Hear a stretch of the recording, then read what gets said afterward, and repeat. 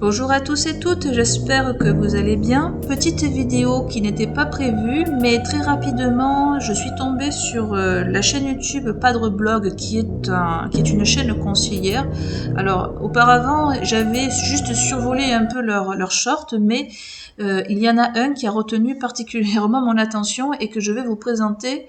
Car je suis consternée quand même par la réponse qu'a donnée ce clerc conciliaire, et je vous assure que cela ne me fait pas plaisir de faire ce genre de vidéo, car je suis toujours mal à l'aise de reprendre des personnes qui sont censées incarner l'enseignement de la doctrine catholique. Et au plus je fréquente des clercs des communautés non onacum, au plus je vois le fossé irrémédiable qui se creuse entre ces milieux qui ont conservé le dépôt de la foi et les milieux qui ont adopté les réformes Vatican II.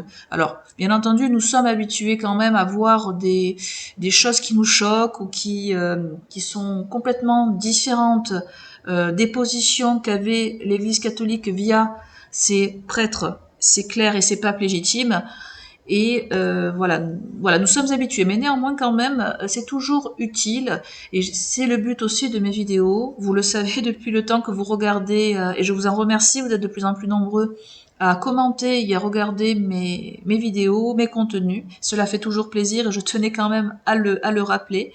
Donc, essayons d'en tirer un certain enseignement pour savoir quelles étaient les opinions, les doctrines assez répandues venant des plus hautes autorités de l'Église catholique. Et par ailleurs, je ne vais pas me contenter que de montrer des sources venant des clercs avant Vatican II, je vais aussi montrer des dispositions du Code de droit canonique de 1983. Donc c'est le Code de droit canonique qui est officiellement appliqué dans un milieu conciliaire, et même ce que va dire ce monsieur que vous voyez à l'écran, c'est problématique même par rapport au Code de droit canonique de 1983.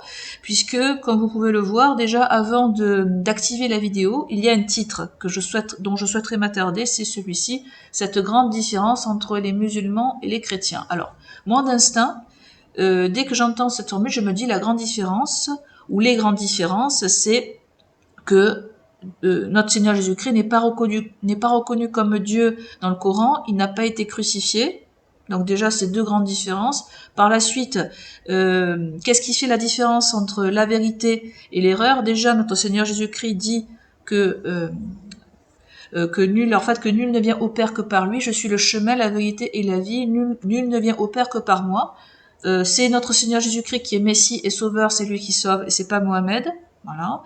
Par la suite, je dirais dans un milieu un peu plus profane comme les milieux universitaires, avec toutes les découvertes qui sont faites assez récemment, il n'existe pas pour l'instant un écrit venant des communautés juives et chrétiennes dans la péninsule arabique qui attendait un prophète illettré. Car justement, la révélation telle qu'elle a été léguée par les évangiles et par le Nouveau Testament, notre Seigneur Jésus-Christ est bien l'accomplissement de toutes les promesses qu'a fait Dieu au peuple d'Israël. Et bien entendu, à travers ces écrits, vous doutez bien qu'un prophète, en général, est attendu, surtout que Mohamed, par exemple, il est censé apporter une nouvelle législation. Donc forcément, s'il apporte une nouvelle législation en tant que prophète, il n'a jamais été annoncé officiellement via des écrits qui émanant de communautés juives et chrétiennes avant le VIe siècle et qui parleraient d'un soi-disant prophète venant de la péninsule arabique. Ça n'existe pas. Et puis par ailleurs, les Écritures saintes en elles-mêmes clôturent déjà le sujet. Il n'y a aucune porte ouverte. Alors je sais que dans les milieux musulmans, dans l'apologétique en général, ils essaient d'ouvrir des portes avec notamment le passage de la Genèse avec Ismaël, mais bon, j'avais déjà donné un point de vue sur ce sujet. Donc ce n'est pas possible que Ismaël, par exemple, là, puisqu'il se rattache à Ismaël, mais c'est catastrophique, puisque Ismaël n'hérite pas de l'alliance, c'est uniquement Isaac via Abraham qui hérite de l'alliance éternelle. Et donc, il y a une différence entre des bénédictions et une alliance, c'est totalement différent. Mais bon, voilà. Donc ça, c'était pour vous dire, en préambule, c'était vraiment, pour moi, les grandes différences, c'est ça. Mais, comme vous vous en doutez, ce clerc conciliaire ne va pas donner les mêmes définitions que moi, hein, bien sûr. Mais nous allons l'écouter et nous allons réagir. La différence fondamentale qui existe entre l'islam et le christianisme. Les musulmans ont un immense respect pour le Coran, au point que quand un Coran est profané, ça peut provoquer des manifestations à l'autre bout du monde, des violences ou même parfois des guerres. Alors je ne pense pas que ce soit une bonne idée de brûler un Coran. Alors, je m'arrête ici. Déjà, c'est un point, enfin, l'un des seuls points avant, après on va passer à l'étape supérieure, hein. Mais là, je peux dire que je suis à peu près d'accord avec ce monsieur.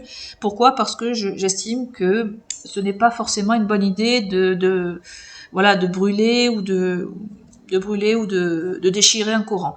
Même si ce n'est pas un livre sacré, ce n'est pas un livre sacré en tant que tel, il vaut mieux éviter de faire cela parce que déjà ça crée du trouble à l'ordre public, ce n'est pas forcément une bonne idée. Et de surcroît, en étant catholique, nous n'avons pas cet esprit de provocation qui émane des milieux de la gauche, des milieux anticléricaux et des milieux athées, hein. Donc nous n'avons pas cet état d'esprit.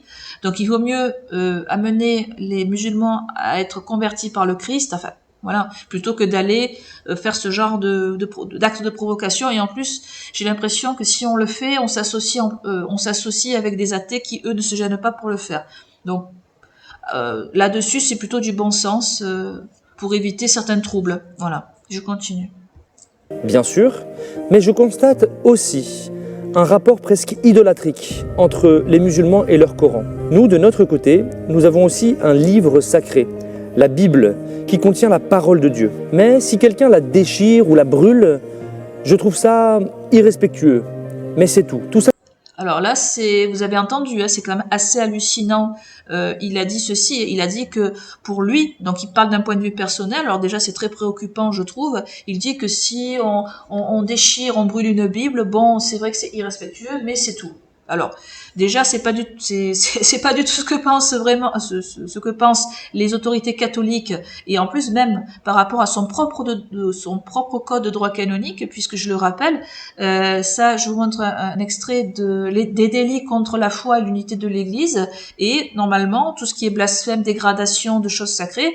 Bon, après, c'est vrai que dans les faits, c'est très peu appliqué. Je suis d'accord avec vous, hein, puisque on a l'expérience du, entre guillemets, Père Mathieu, qui a quitté le sacerdoce conciliaire, où en fait, il était en train voilà, de faire des choses pas nettes avec des statuts, hein. Je pense que ça a fait suffisamment le buzz pour scandaliser beaucoup de gens. Mais officiellement, les institutions conciliaires n'ont pas aboli l'idée que il pouvait y avoir des sanctions, et notamment le renvoi de l'état clérical à des gens, des personnes qui commettent des blasphèmes. Donc voilà. Alors, je dis pas que ce monsieur a commis un blasphème, mais par contre, c'est pour vous dire, c'est que ses propos, j'ai l'impression qu'il minimise, et ça, c'est ça le côté hallucinant. Il minimise incroyablement le blasphème en tant que tel, parce que le fait de brûler ou de profaner une Bible, en soi, c'est un acte irrespectueux. C'est-à-dire que la personne qui a fait ça, si elle a toutes ses facultés mentales, et en général, les gens qui font ça, le font dans un but militant politique. Très très souvent, et donc du coup c'est un acte objectivement irrespectueux, et c'est fait pour ça. Donc le fait de le trouver irrespectueux, c'est une évidence, et on n'a même pas besoin de dire enfin que ça émane d'un sentiment personnel. Par ailleurs, ce n'est pas parce que, je voulais répondre à ce clerc conciliaire, que ce n'est pas parce que la République française trouve tout à fait acceptable qu'on profane des Bibles qu'on doit accepter en tant que catholique ce genre de choses. C'est deux choses différentes, et il n'a pas compris, voilà, il n'a pas compris en fait que si il existe, si nous, en France, si nous reprenons les rênes, si les catholiques fidèles au dépôt de la foi reprennent le pouvoir en France, je puis vous assurer qu'il y aura des lois contre le blasphème, puisque ça a déjà été le cas sous l'Ancien Régime. Là, je vous montre un extrait de la législation française sur le blasphème. C'est à partir de la Révolution française, dont les ennemis de l'Église ont pris le pouvoir en France, et ils ont supprimé notamment toute sanction pénale par rapport à cet acte, hein. Mais sachez qu'il y a eu une période pendant la période de la Restauration, Donc la Restauration, c'est je le rappelle, une brève période historique en France qui a vu rétablir pour un petit temps la monarchie des Bourbons après l'effondrement de l'Empire napoléonien. Et il y a eu une tentative de réinstaurer dans la loi la notion de sacrilège. Mais ça a été après abrogé par la monarchie de Juillet. Mais pour vous dire que ce n'est pas normal dans une société catholique que le blasphème soit toléré. Pas du tout. Hein. Je rappelle également que le fait de profaner une Bible, ce n'est pas comme si on profanait un roman de gare, puisque ce qui est très étonnant venant de la part de ce clerc conciliaire, il dit que les musulmans avaient un rapport idolâtrique avec le Coran, alors que je le rappelle, dans l'encyclique du pape Léon XIII Providentissimus Deus, celui-ci rappelle que la Bible a Dieu pour auteur. Hein, puisque cette encyclique avait pour but de répondre aux personnes, enfin c'était un défi, cette encyclique était un défi par rapport au rationalisme, aux erreurs du rationalisme et de la critique historico-critique qu'il y avait à l'époque avec l'influence du darwinisme. Et sa sainteté Léon XIII rappelle certaines vérités, dont celle-ci, je vais vous lire un petit extrait. Cette origine montre bien qu'elle est en fait, c'est toute la tradition de l'Église qui conserve les traditions écrites et orales qui constituent le dépôt de la foi. Donc cette origine montre bien quelle est l'excellence et la valeur des Écritures qui, ayant pour auteur Dieu lui-même, contiennent l'indication de ses mystères les plus élevés, de ses desseins, de ses œuvres. Il résulte de là que la partie de la théologie qui concerne la conservation et l'interprétation de ces livres divins est fort importante et de la plus grande utilité. Donc le fait qu'on pense ça, j'ai envie de répondre à ce clerc conciliaire, est-ce qu'on a un rapport aussi idolâtrique? Est-ce que les catholiques ont un rapport idolâtrique avec les Saintes Écritures? Alors que c'est la parole de Dieu, hein, c'est quand même sa sainteté Léon XIII qui le rappelle. Voilà, donc je vous mets la fin de la vidéo et puis nous allons conclure rapidement. Ça vient du fait que nous ne sommes pas une religion du livre. Le papier de la Bible en lui-même, ou bien l'encre des mots qui y sont écrits, n'ont pas de sacralité en eux-mêmes. Alors, c'est totalement faux, hein, puisque là, il dit, je pense une hérésie, parce que j'ai lu, voilà, je vais vous lire l'encyclique de sa sainteté Léon XIII. Alors, bien entendu, l'objet en lui-même, effectivement, c'est un support, mais les Saintes Écritures en elles-mêmes ont Dieu pour auteur, et si on profane l'objet même dont Dieu a garanti quand même la sacralité via sa parole, eh bien, c'est un blasphème. Donc, ce que dit ce clerc, ça contredit totalement Providentissimus Deus. Hein. Ce qui est saint, c'est Dieu. Et lui. Et même, bon, je vous ai montré cette encyclique, mais même le bon sens fait que vous vous doutez que cet homme, excusez-moi, raconte n'importe quoi.